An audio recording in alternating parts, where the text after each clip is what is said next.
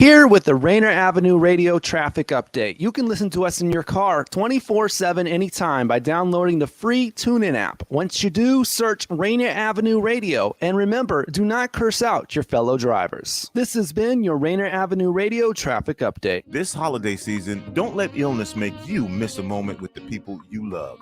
Make sure everyone in your family aged 6 months and older gets an annual flu vaccine.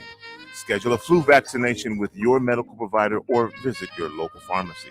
More information on where to get vaccinated, visit kingcounty.gov/find a clinic. The Beat of the Fox with Nastiness is back on K-Fox Night Beat. Yo, what's the deal? It's the legendary Hall of Fame DJ Mixmaster Ice from UTFO. What's up? Who you thought this is? This is Sir Mix-a-Lot. And this is Terry Lewis. And I'm Grand Mixer GMS. What's up, y'all? This is DJ Third Degree. This is JJ Hudson from the High Children family. Sunday nights from 9 p.m. to 11 p.m. Pacific Standard Time. It's K-Fox Night Beat with DJ Nastiness. Bringing back the memories. Bringing back the memories. Bringing Seattle's hottest music. Bringing Seattle's hottest music. Rainier Avenue Radio.world. That's right. Noise. Peace. Are you feeling the Seattle squeeze? The Seattle Department of Transportation has an app for that. Dot Maps will let you find where construction is taking place now and in the months ahead, and you can even set up email notifications. Find more info on SDOT's blog or access Dot Maps at streetwork.seattle.gov/map. Hi, it's your favorite Rainier Avenue radio host from the Clean Greens Living Live show. It's Queen Bree and Robin T. Our show is live every Thursday at 3:30 p.m. Pacific Standard Time with topics ranging from life on the farm, health and wellness, and race and social justice. We feature guests each week with expertise in activism, entrepreneurship, healing, and food justice. So come join your girls live every Thursdays at 3:30 p.m. Pacific Standard Time on the Clean Greens Living Live show. You can even call in and be a part of the show. See you then. Dealing with COVID-19 is uncharted territory, and everyone has different challenges. People may feel anxious, down, or overwhelmed. For some, these feelings can lead to changes in sleep patterns, an increased use of alcohol or drugs, or withdrawing from the people around them. If you know someone who's having a hard time coping, you can help by reaching out to talk and listen. To learn more about how you can help someone in need, call the Suicide Prevention Lifeline at 800-273-TALK. Brought to you by the state of Washington. This is Paul Pearson, host of Star Time. And when I'm not driving my sweet AMC Pacer through the car wash, I'm listening to Rainier Avenue Radio.world. You missed a spot.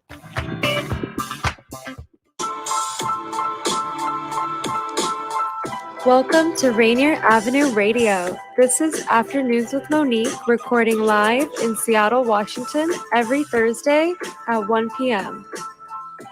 So how do you find it?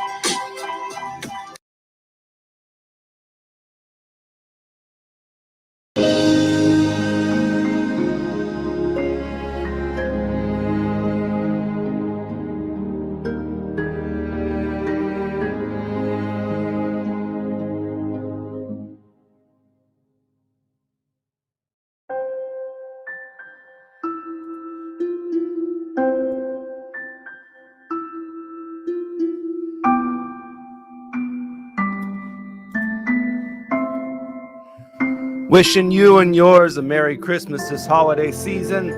You're tuned in to Afternoons with Monique. She will be interviewing today Oral Biologist and founder of the Vietology Magazine, Dr. Juliet Dang, here shortly. Your host, Monique Lay. And there she is. We'll start the show.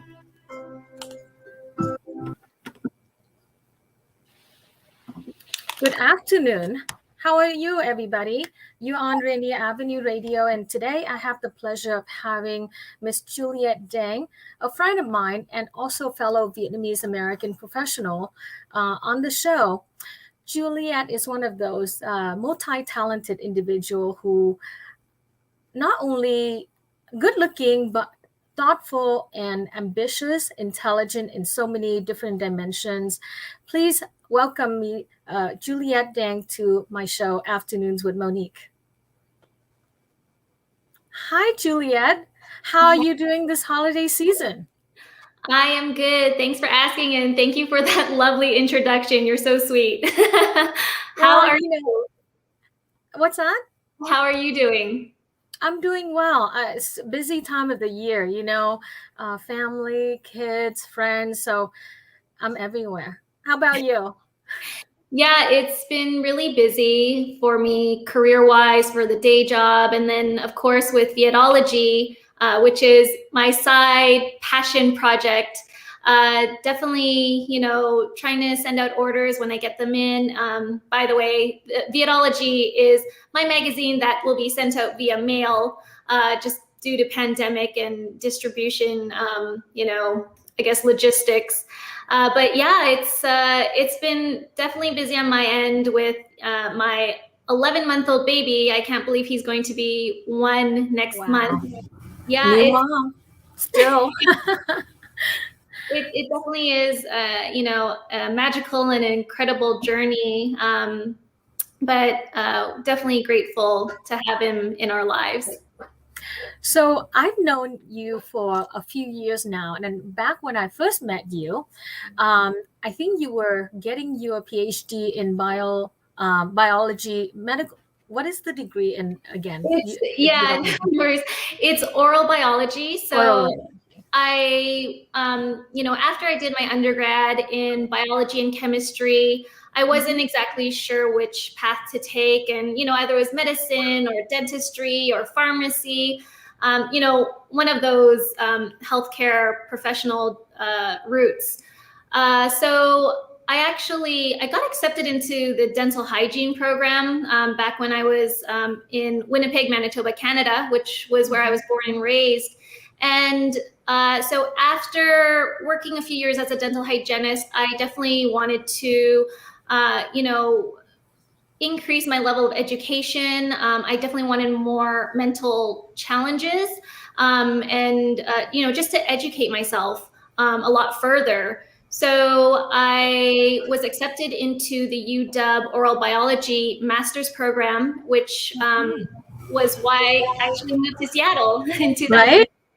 Yeah. And so after my master's, I then did a PhD in oral biology, and my dissertation was focused on HPVs in oral cancer patients, where I potentially found new types of HPVs.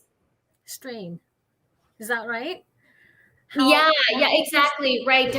There are a variety of HPVs. There's actually over 200.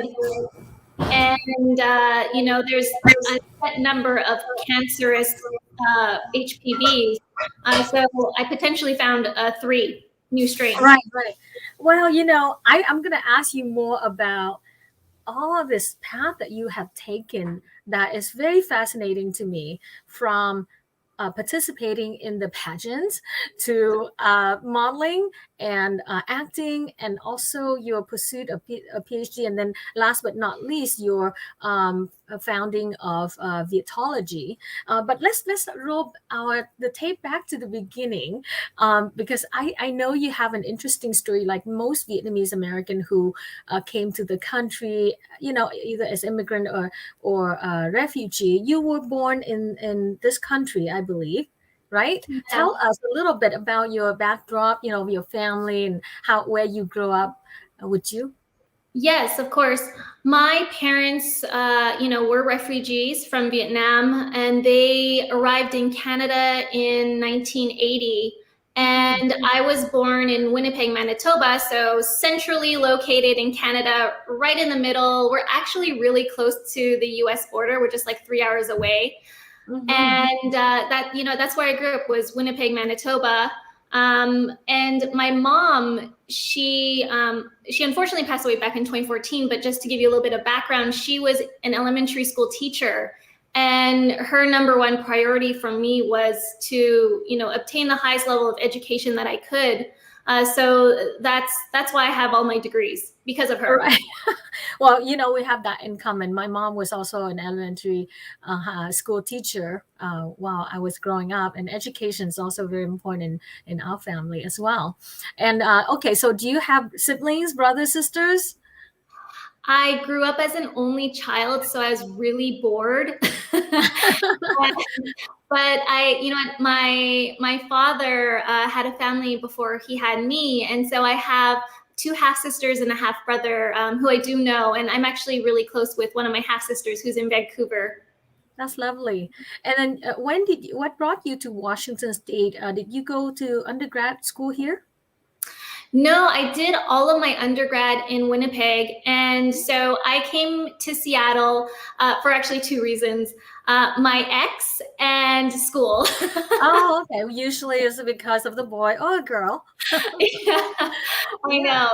But you know what? I obviously don't regret anything. I think that it was, such an adventure to come over to the United States and study and be in Seattle, which is a city I do really actually love. So, right. And what year or how old were you when you came here? That was 2008. So I was just about to turn 27. And did you finish your undergrad degree at that point and start working? Yeah, so I was, as I mentioned before, I worked as a dental hygienist for a couple of years, and it wasn't mentally challenging enough for me. So I really wanted to, just expand my knowledge. And I love school. I love learning. And, so I pushed myself to do something I guess I wasn't sure I was going to ever do. I never thought I was going to like research or get into research. But once I was in it, it was totally something that just clicked with me. I think that, I have a certain set of skills that was, I guess, meant for research and meant to be within the sciences, really. Right. And, I remember talking to you a few years ago about the HPV and oral health in Vietnamese women and Asian women in general, how common it has spread. And we chatted a little bit about your research, and now you have finished that PhD degree, and congratulations. That's quite a feat for, someone that now you have a baby. So you accomplished quite a few things in your life already at 30 something, huh? Yeah, that was in my 30s. I turned 40 this last year. So oh my God, are you serious? Wow. I am, yeah. That's unbelievable though. You look amazing. Oh, thanks. So you model and acted, and you have an what is that called? IMDb. Oh yeah. I do have an IMDb. I think that was created for me, perhaps due to my professional acting and modeling, and actually maybe also because I produced and created my own short film. So I think that's why. But yeah, so during my graduate studies, I actually did have some free time. And so I developed a career in acting and modeling, and most of it is commercial acting and modeling. So, I was in Amazon ads, Microsoft, T-Mobile. Right. I've seen some of them. Yeah. So it was, it was so fun. And it was a nice little side gig during my studies. Well, you should be proud to know that occasionally when people ask me, how do I find, I'm a relationship consultant and matchmaker, and sometimes men would come to me and say, well, I'm looking for someone who's like really smart, but also very pretty. I mean, do you know anyone with advanced degree and, really good looking? I'm like, well, I happen to know, a very unique person. She model and has a PhD, but she's taken, sorry. Yeah, I'm off the market. Sorry, Monique. I know, right? So, but you are someone that I think of you when these guys pop up in my life and they ask, for someone. I'm like, there are a couple of you in the world, but not too many, right? Well, I'm very flattered. Thank you, Monique. Yes, of course. I always think you're very talented, and I'm proud to know you. Now let's find out more about your Vietology Magazine, which you set up last year. I'm very curious about this. The publishing. Yeah, there you go. Beautiful cover. I think that the artist was also featured within the magazine, correct? Yeah, so this magazine that I produced and created with my team, my awesome team, by the way, this was created with the vision of having, visual artists encompass at least half the, the real estate for the magazine. And then the other half, I really wanted to highlight Vietnamese women because I feel like there's a void when it comes to the celebration of Vietnamese women and Vietnamese visual artists, because, visual arts is not, a common path that, I guess Asian considered prestigious in Asian culture. Right. In Asian culture, it's not, the most stable perhaps, but that's another, whole topic in itself. But I just really wanted to have a platform to showcase and elevate these groups, really. Yeah. Now, within the magazine, which I had a chance to kind of peruse through, you also have a number of people that I only read about but haven't had the chance to meet. How did you come across this collection of interesting individuals?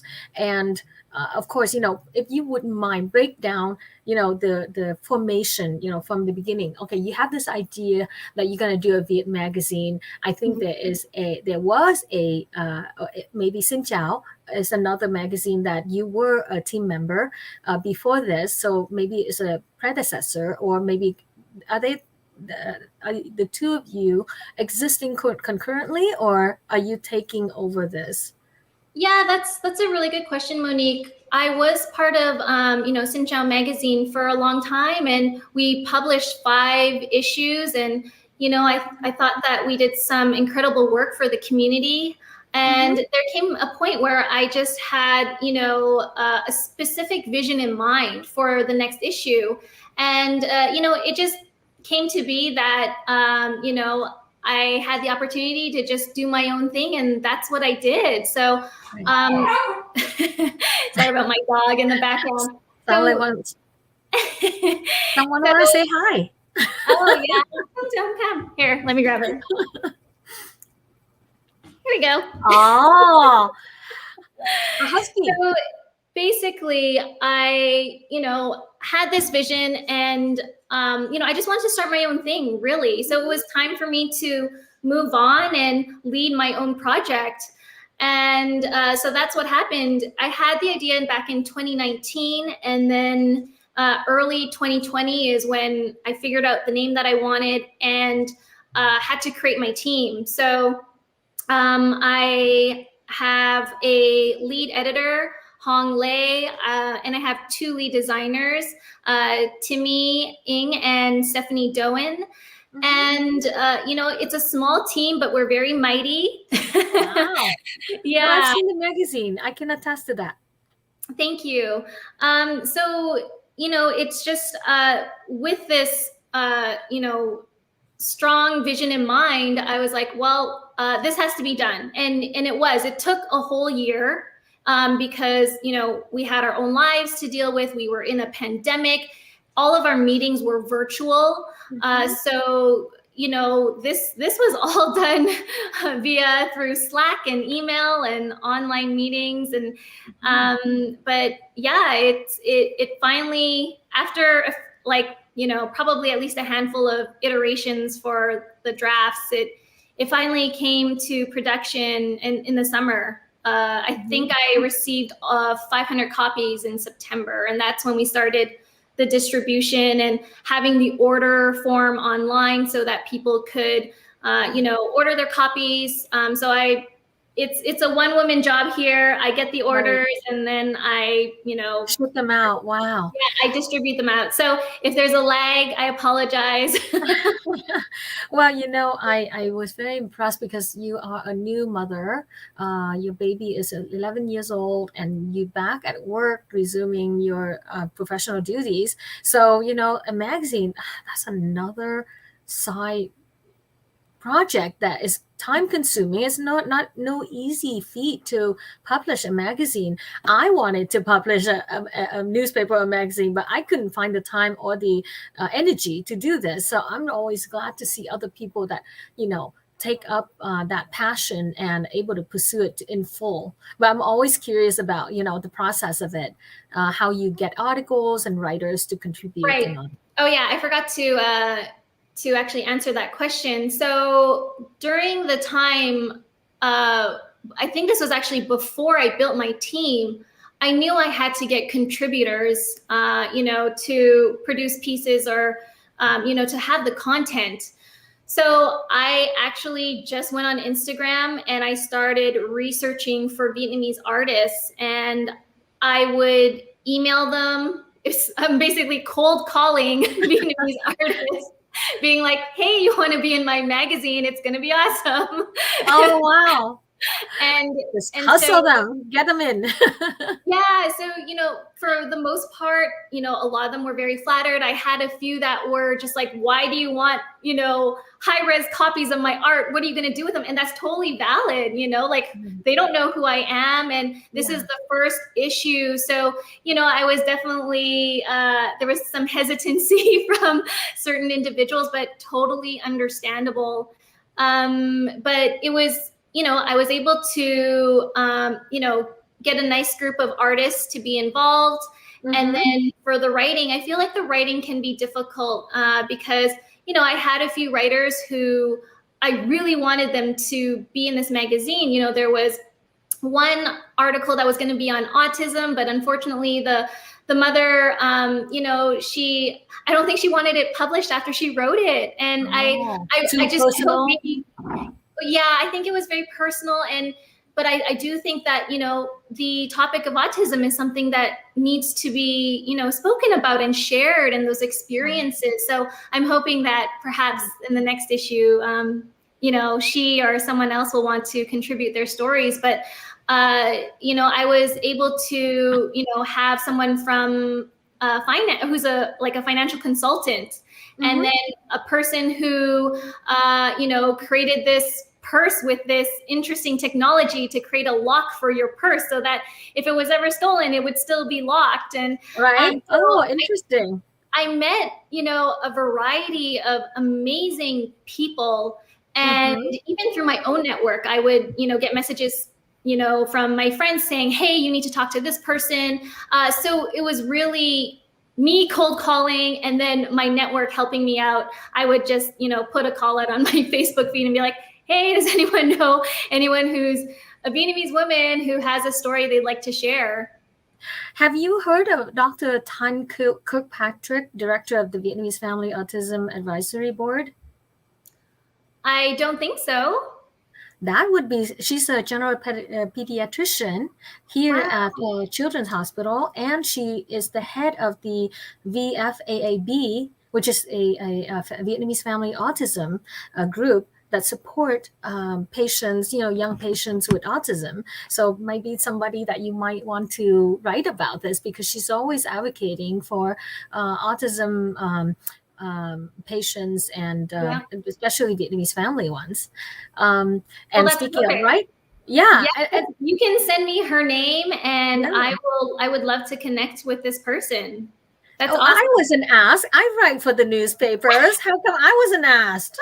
Monique, you know that we would always love your support and help with anything. You know that, and you are a huge supporter, which thank you so much. I think that, one of the things within our own community is, supporting each other. And I appreciate, not only you help to monetarily sponsor Vietology, but just your support in general for, having me be interviewed, on this on your radio talk show. That's incredible. And I think that, and that's what I want to continue this, this type of support with, uplifting each other. Mm-hmm. Right. Absolutely. yes, I feel that it is our duty to support not only professionals but Vietnamese Americans who are talented, but maybe they have not had a chance to get their name on the map. I think you're one of those individuals that should be talked about because you do great work. I saw your art too. We haven't forgot to mention about the art that you published, because I've seen and I love the work. I mean, it was in print, in clothing. You had a fashion show that featured the art, and I really like the prints as well. And I think Adobe should have it at their headquarters, as you know. Yes, no, and I appreciate you connecting me with those, with that group.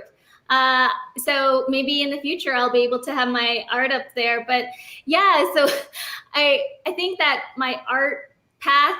That's another funny story. So after I had graduated with my PhD back in 2015, I was obviously, job hunting. And the first job that I got was more within actually pharma marketing branding. Mm-hmm.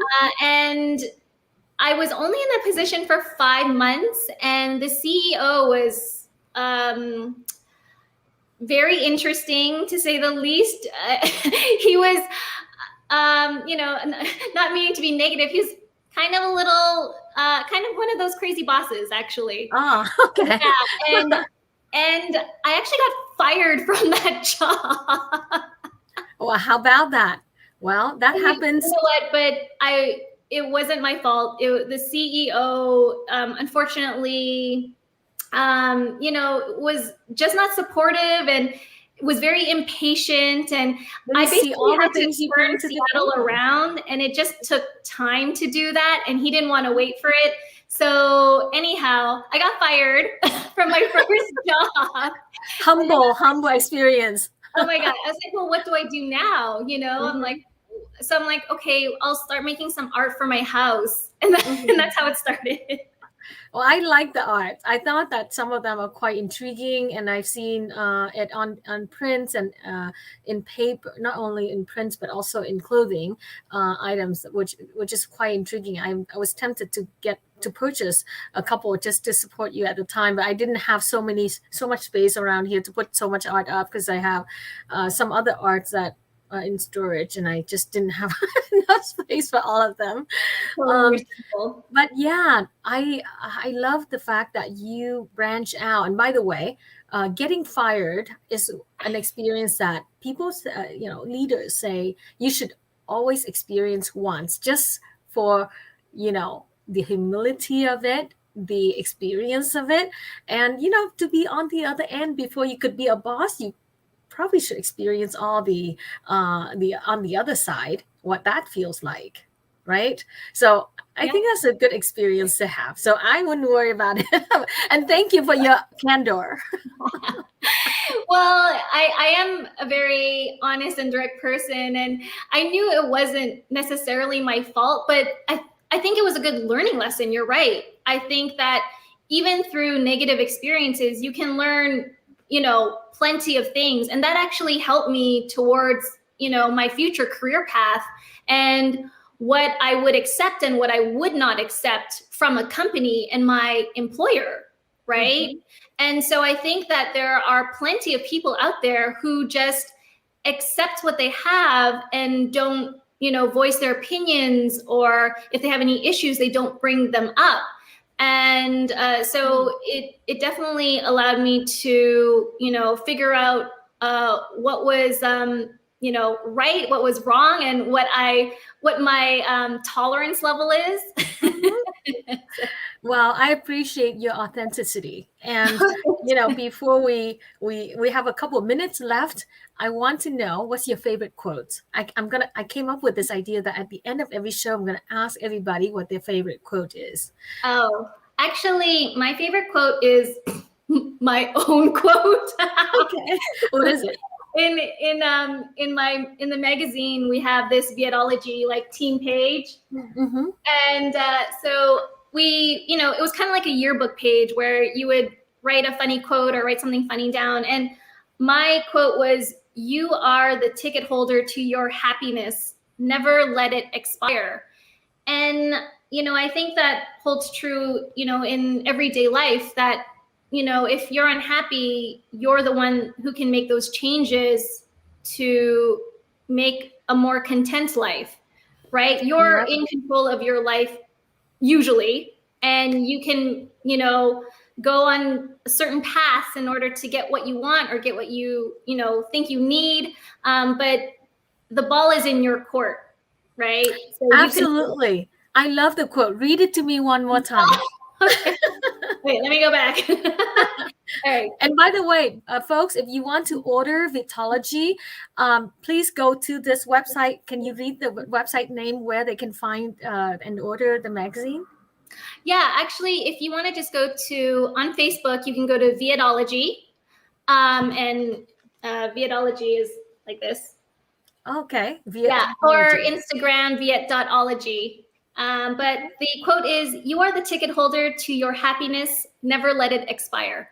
I love it. Well, thank you so much, Dr. Juliet Dang, for coming on Afternoons with Monique and sharing your life, your work, and your vision of the future, for the Vietnamese community here, and your magazine. That's it, folks. You're on Rainier Avenue Radio. And next week, we're going to have attorney Brandon Donker from Breskin, Johnson, and Townsend right here in Seattle coming on the show to talk about consumer protection and consumer law, specifically about predatory lending. So thank you so much for coming on the show, Juliet. Thanks so much, Monique. Have a good day. I will see you soon. Bye-bye. All right. Bye. This is Paul Pierce.